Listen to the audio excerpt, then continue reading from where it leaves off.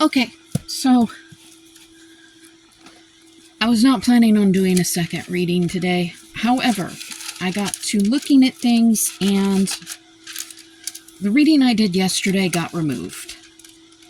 I have no idea why. I mean, I know I looked bad and you could tell I was in pain, but it's not like there was anybody here hurting me.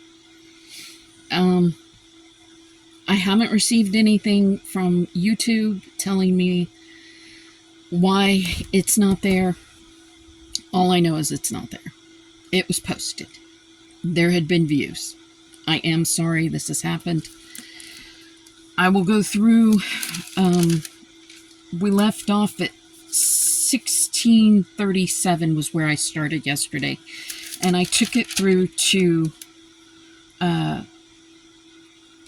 19. And then I did 19 through 22 today. Couple things I will address. Number one, yes. Yesterday I looked really bad. Obviously I was in pain. I was primarily laying down. As you can tell, I am still leaning. I've got at least 3 pillows behind me, and then a couple of them over here. And I addressed the fact that yesterday, the fact that I am in that level of pain is because, I had to go into town. I have an electric tricycle. I just recently got it back. I had not taken any small trips around here. I actually went to Dollar General once last week, which is a relatively small trip for me. And taking the trip into town takes me a while and it hurts a lot. But when the need is there, I have no choice but to do it, because there is a form of public transportation, but you have to schedule your rides to be able to get them. They don't have anything like designated stops where they go and they pick you up and they take you to any specific. No, it doesn't work like that. They pick you up where you are and they ensure that you get to where you need to go. And you have to schedule it. And I have found that I have not been able to get those rides at a quick basis. I have to schedule 2 weeks in advance. Excuse me. Sorry, the neighbor's cat needed to go out. As I was saying, it helps me maintain my independence, but I have to schedule those rides 2 weeks out. So when I come up on something like this, I have the electric trike, because my family do not live as close to me as I would like. And because while there are, yes, individuals in the community that I am in that have on many occasions offered to help me out by taking me places and doing things for me, I will not accept help from anyone in this community. My reason is, and I know that immediately is going to be, oh, people think that I'm being arrogant or that I'm just being stubborn and I'm putting myself in extra pain because I'm stubborn. No, it is not. There have been situations in which things were said.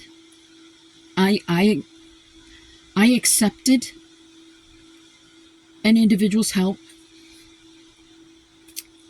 and that individual became upset or angry because I also accepted help from someone else. Things were said. It led to divisiveness in the community.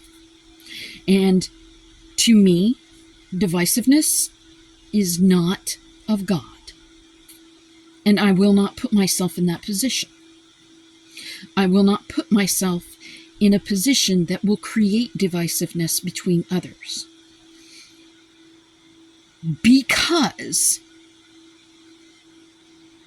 it then has an effect on someone else's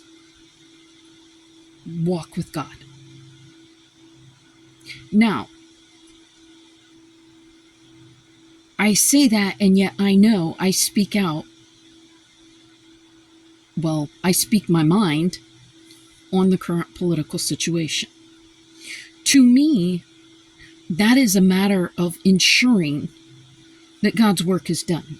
Because if you are not taking care of the people and providing for people their very basest physical needs, such as food, water, shelter, when you do not provide for those things, you are never going to be able to feed the soul. I have said that before. Now, when you're in a situation where you're in a community and just like I did, there are actually some people that are no longer even here that I had spoken with some individuals.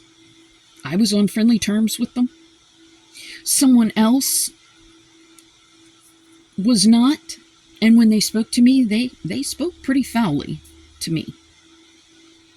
And they referred to me in some ways I did not appreciate. And it was at that point that I removed myself from the whole situation. Because I live my life to try and exemplify God. I want people, when they see me, I want them to see the God that I love.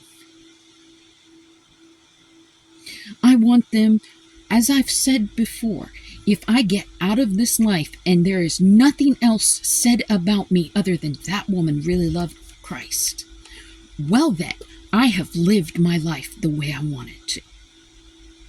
If all you can say about me is, well, she was really a follower of Jesus, then I've lived my life the way it needed to be lived.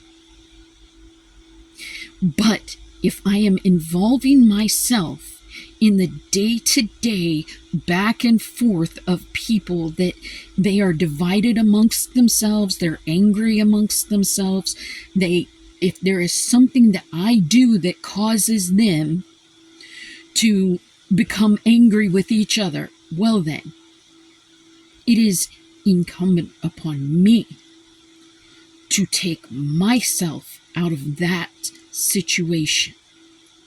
It is incumbent upon me to ensure that I do what I can to ensure that I am not causing more problems.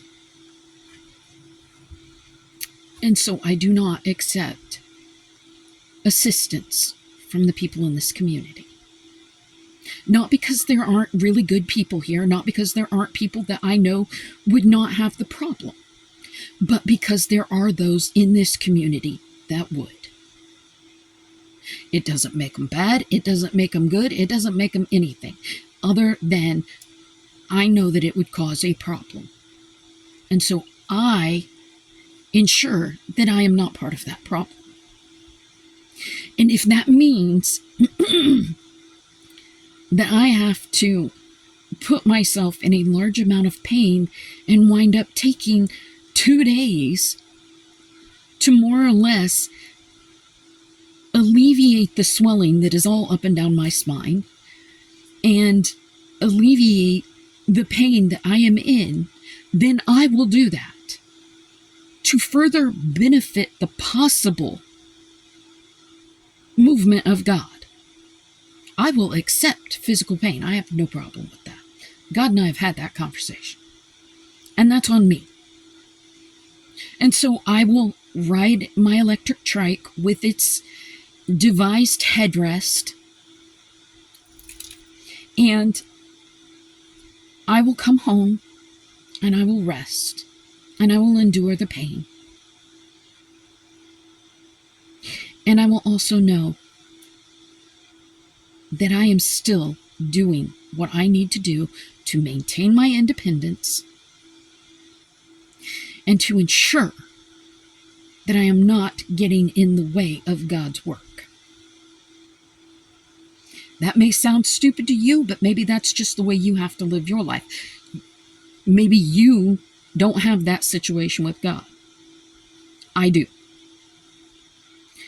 And I will do this until A, I either cannot get up and move any longer, or B, I am closer to my family and able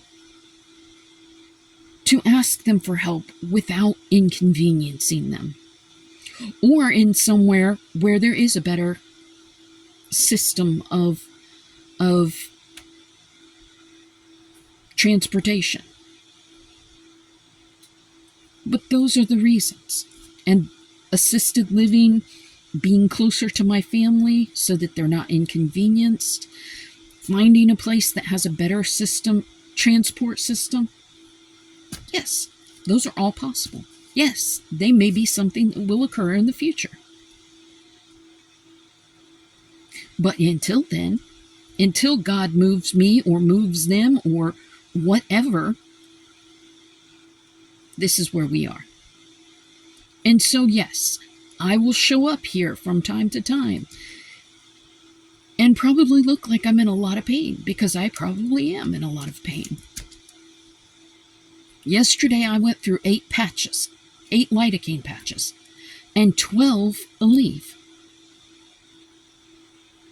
It is not unusual for me to take 5 to 6 Aleve in the morning and at night. And yes, my physicians know this. I have had that conversation.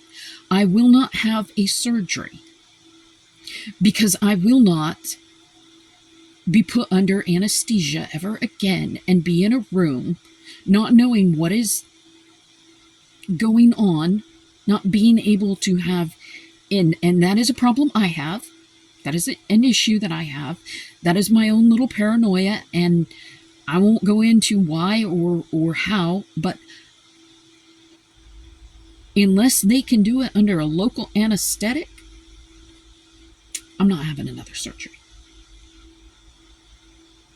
Or unless they can guarantee to me that someone that I know and love is going to be able to be in that room, standing there watching everything that is being done. And it isn't because all doctors are bad. There are some really good doctors in this world. I've met quite a few of them. But it only takes one. That said, there won't be any more surgeries for me. I will not take an opioid. The doctors do not prescribe them any longer, and I am glad for that, because I would much rather see people being able to overcome something of that nature and never getting wrapped up in it.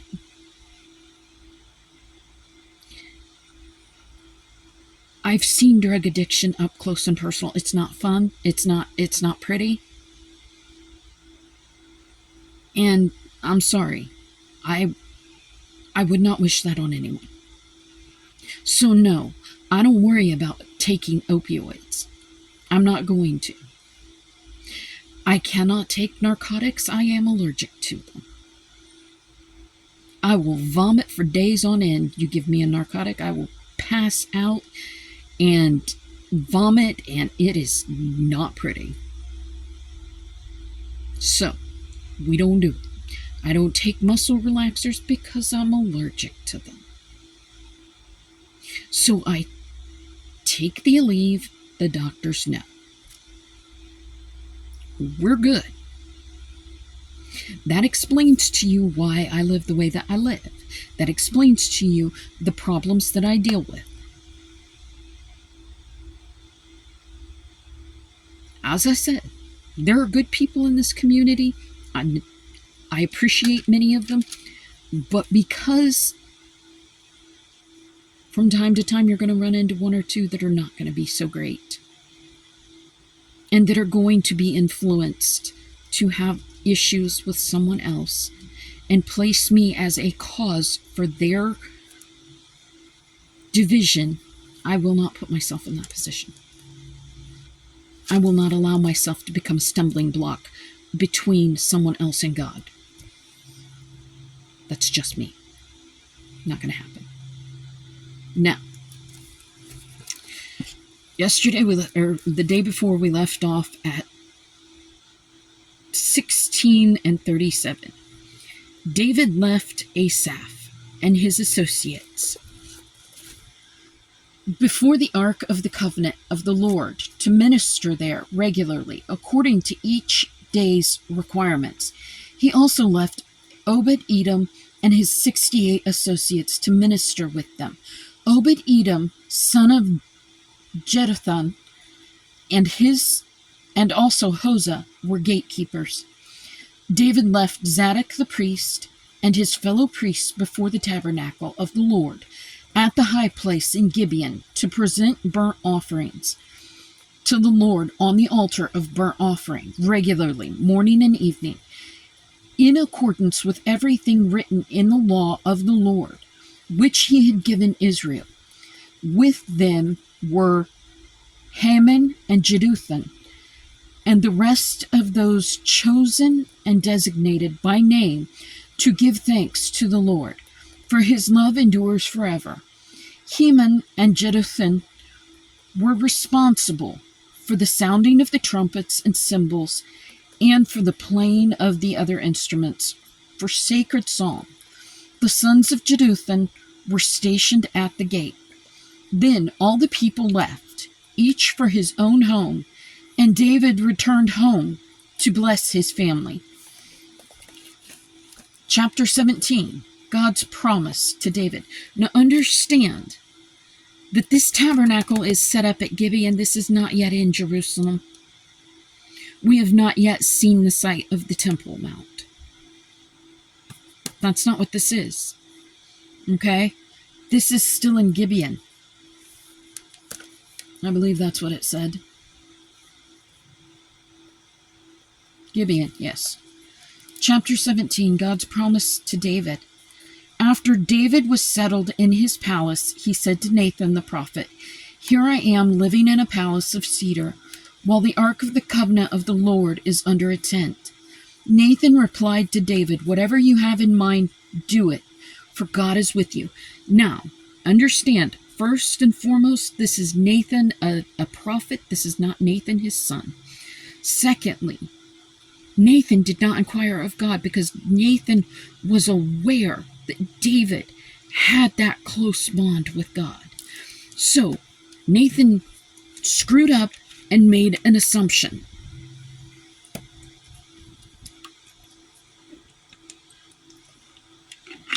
That assumption was that whatever David wanted to do was going to be right, because he was aware that David, as the king, had this incredible relationship with God. He was wrong. So knowing that, and knowing that Nathan was not coming to God, God went to Nathan. And this is what God said. That night, the word of God came to Nathan, saying, "Go and tell my servant David, this is what the Lord says. You are not the one to build me a house to dwell in. I have not dwelt in a house from the day I brought Israel up out of Egypt to this day. I have moved from one tent site to another, from one dwelling place to another. Wherever I have moved with all the Israelites, did I ever say to any of their leaders, whom I command to shepherd my people, why have you not built me a house of cedar?" God is telling David, I didn't ask for it. When I want it, I'll ask for it. But you are not going to be the one to build it. In other words, God is saying, I have traveled everywhere with my people. This is not the spot where I want my temple built. Don't do what I have not asked you to do. You have to pay attention to what God says to you. You have to be listening to what God puts on your heart, not just doing something because it's what you feel is right, but doing it because you truly feel moved by God.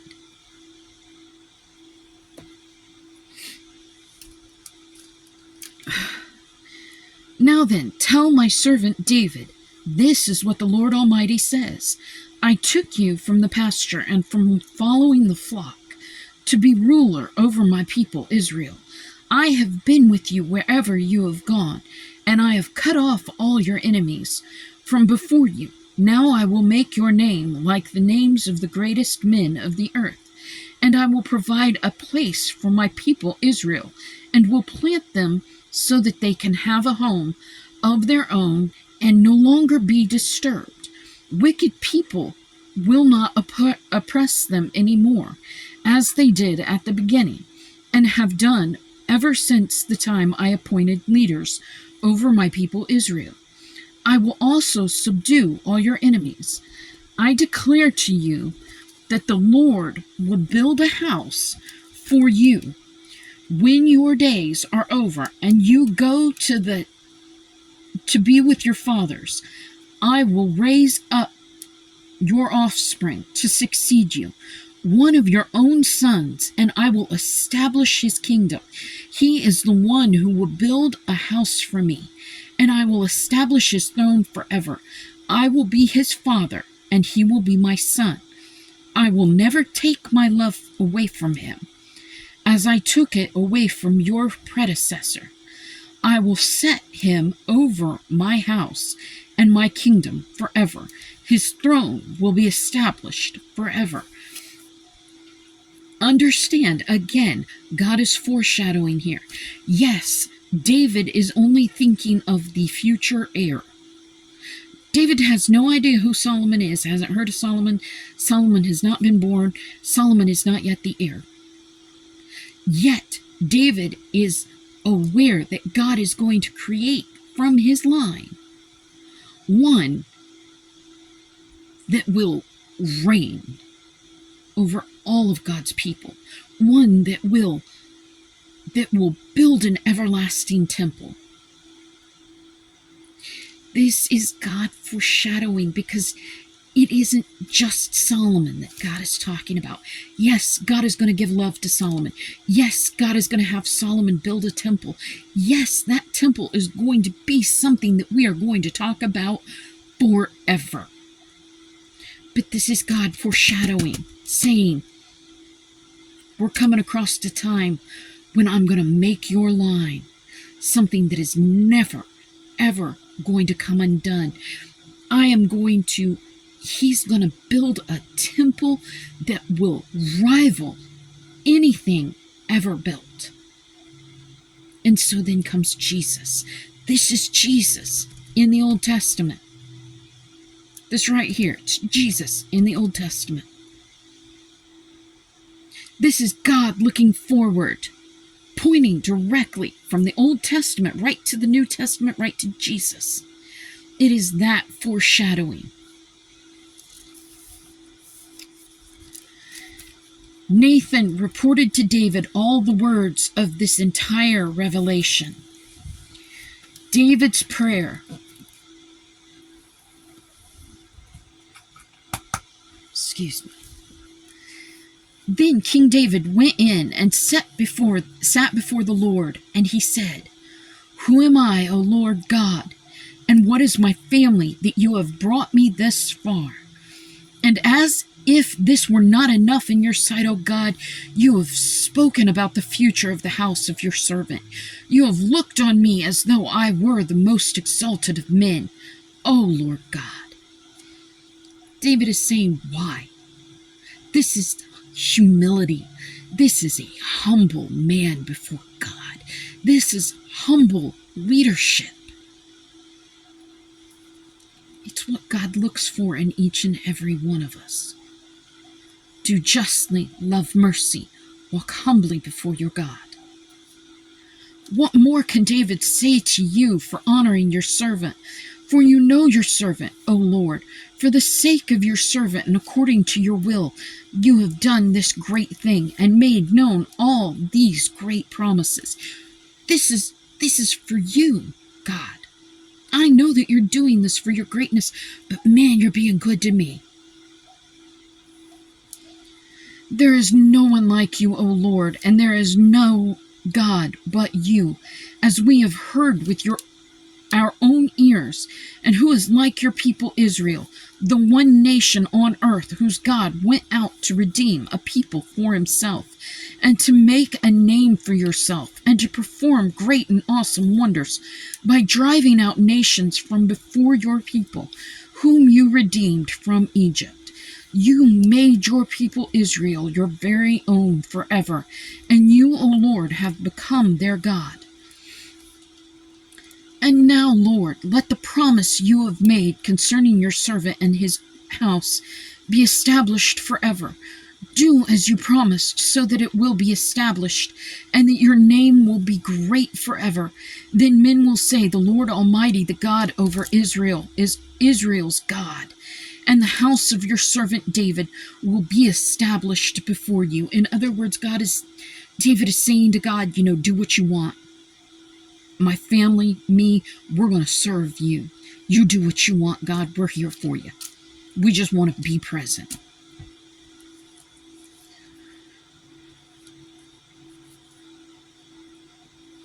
You, my God, have revealed to your servant that you will build a house for him. So your servant has found courage to pray to you.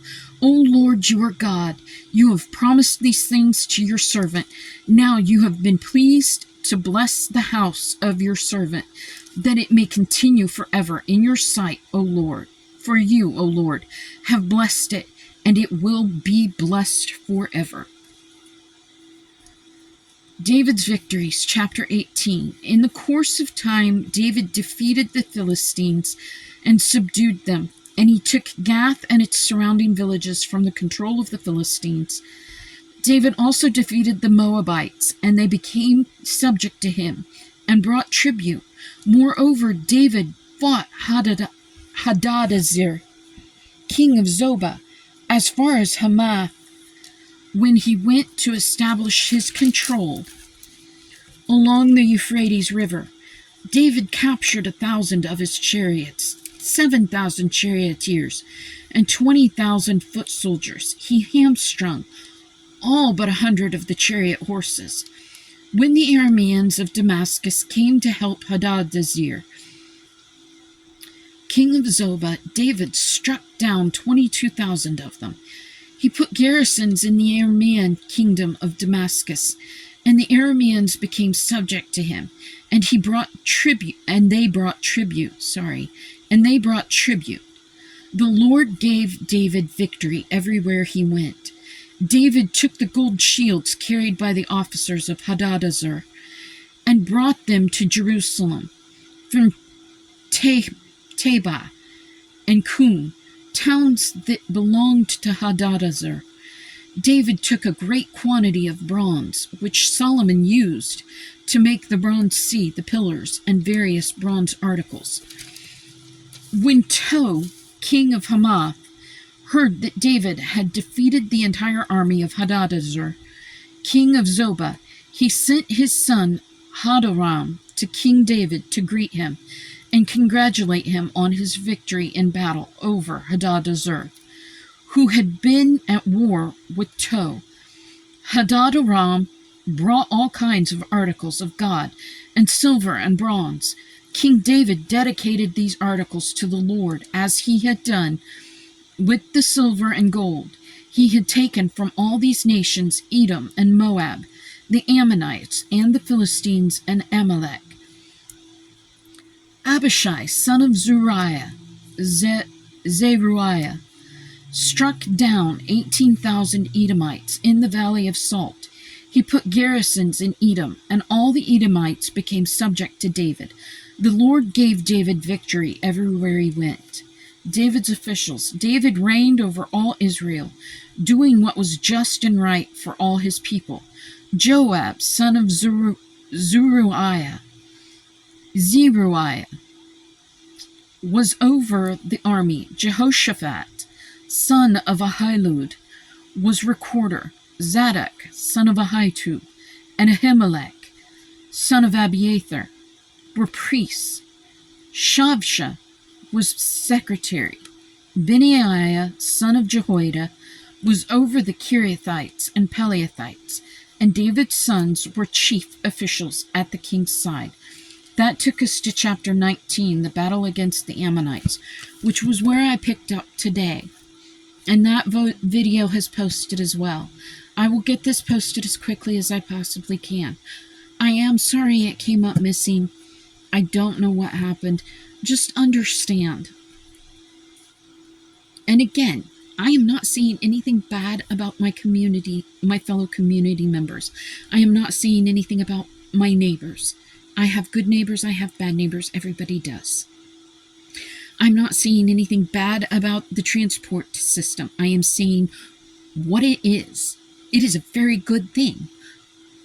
But because it is so utilized, it is a situation in which, because in the community in which I actually live in, the county in which I live in, this transportation system covers the whole county, and this county is huge and it's spread out. So it does make sense to do it the way that they do it. Unfortunately, it is heavily utilized. It is something well loved and well needed.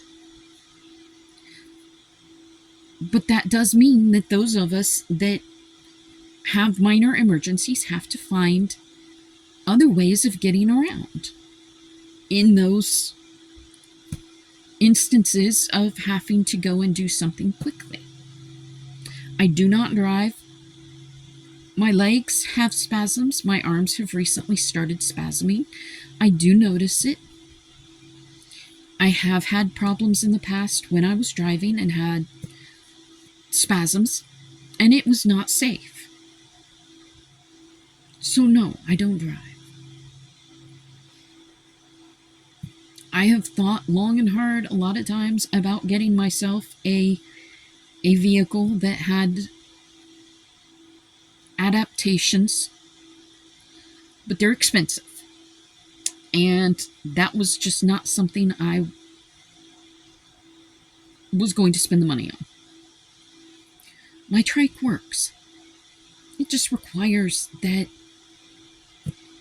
I pay the price of pain. And to maintain some level of independence, and to ensure that I'm not putting other people, like my family, at a point of inconvenience, I can buy some things with pain. I'm fine with that. Not everybody can say that, and I get it. It's not everybody's life, but it's mine. Don't judge until you've had to live it.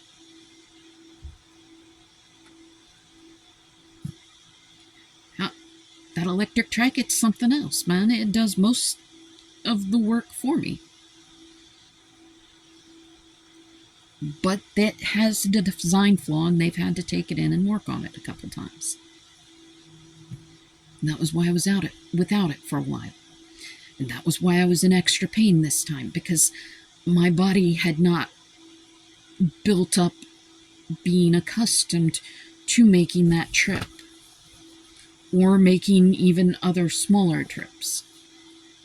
And I had to go. If it had been just strictly for me, it would have been different, but my baby needed some medicine. And if it comes down to being about her or me, I'll pay the price for me to be in pain if it means that she's not. I'll take good care of my dog and my cat. Take care. Be kind to yourself and others. And, understand what that means for you. See you tomorrow.